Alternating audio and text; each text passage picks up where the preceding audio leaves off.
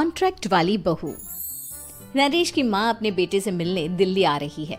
इस बात का पता चलते ही नरेश के दिल में हलचल मच जाती है। नरेश अपनी माँ के स्वागत की तैयारी में लग जाता है।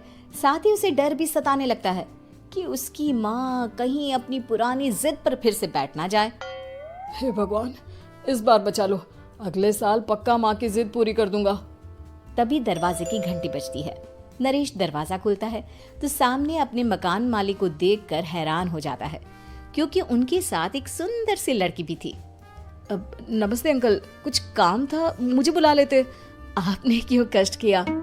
अरे नहीं नहीं, इसमें कष्ट कैसा, मैं तो बस तुम्हें रीना से मिलवाने आया था।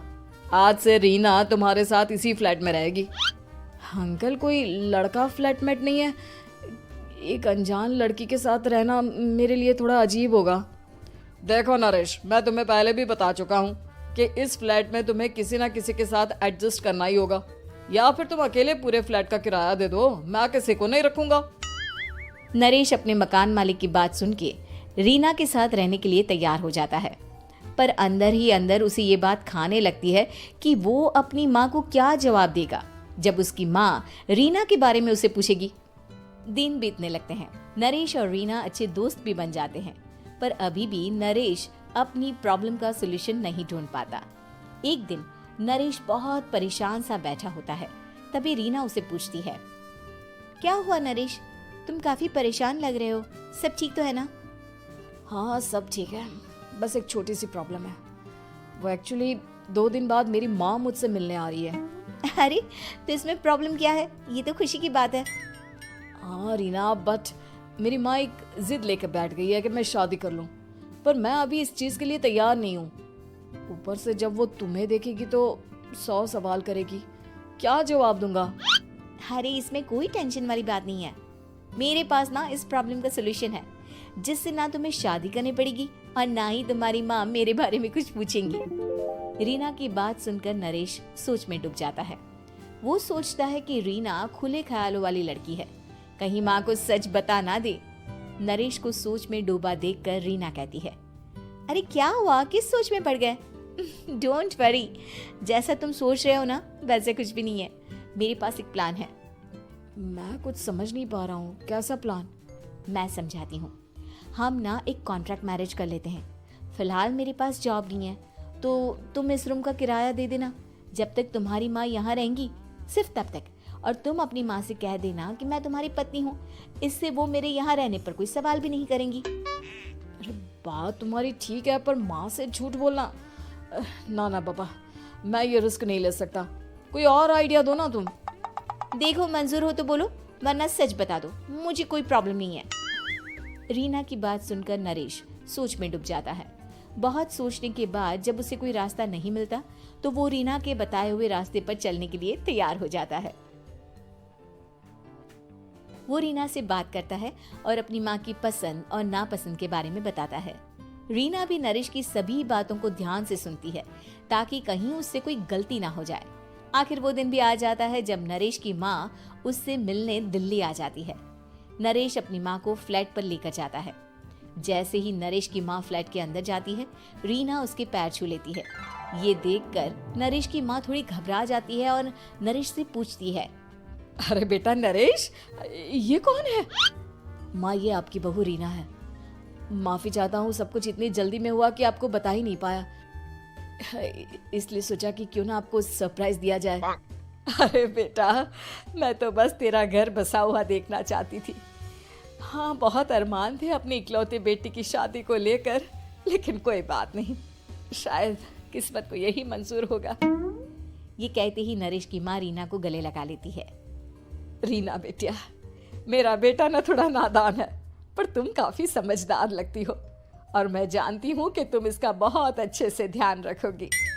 माँ आप चिंता मत कीजिए, मैं सब संभाल लूंगी।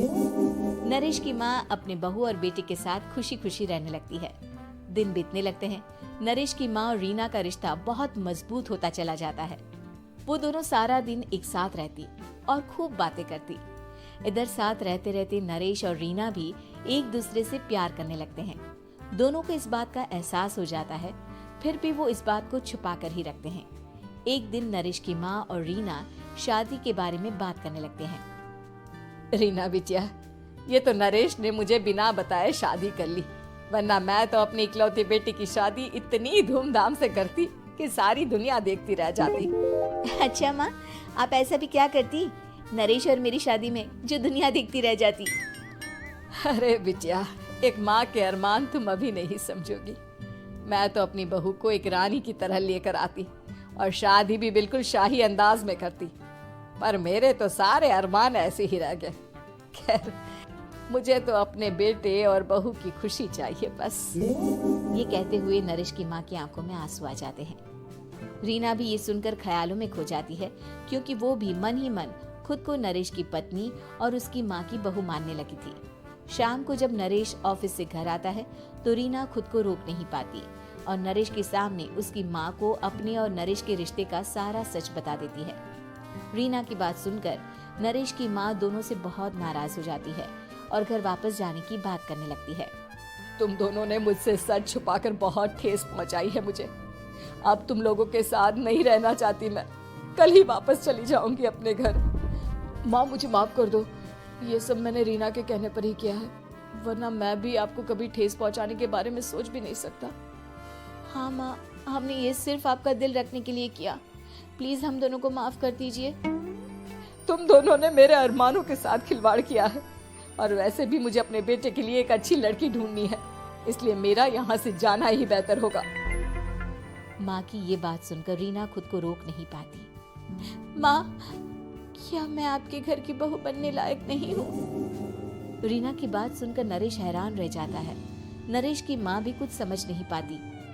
मैं कुछ समझी नहीं, आखिर तुम कहना क्या चाहती हो?